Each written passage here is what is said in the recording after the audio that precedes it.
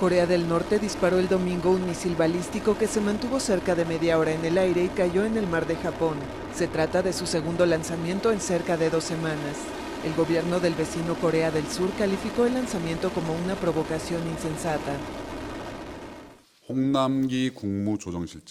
El presidente, en una declaración inicial, dijo que el lanzamiento del misil de Corea del Norte no solo es una clara violación a las resoluciones del Consejo de Seguridad de la ONU,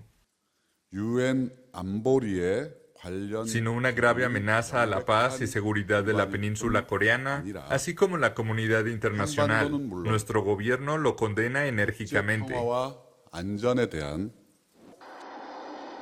El lanzamiento fue confirmado por el Comando del Pacífico de Estados Unidos, que explicó que el tipo de misil todavía está siendo evaluado. Washington pidió sanciones más fuertes contra Corea del Norte. El gobierno japonés calificó el lanzamiento del misil como algo totalmente inaceptable y como una grave amenaza para Tokio.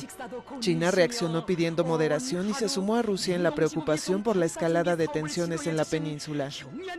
Un portavoz de la Unión Europea para Asuntos Extranjeros declaró que este disparo y los precedentes constituyen una amenaza para la paz y la seguridad internacionales. Pyongyang ha lanzado 2 pruebas atómicas y docenas de ensayos de misiles desde el inicio del año pasado en su intento por desarrollar un sistema nuclear que pueda golpear territorio estadounidense.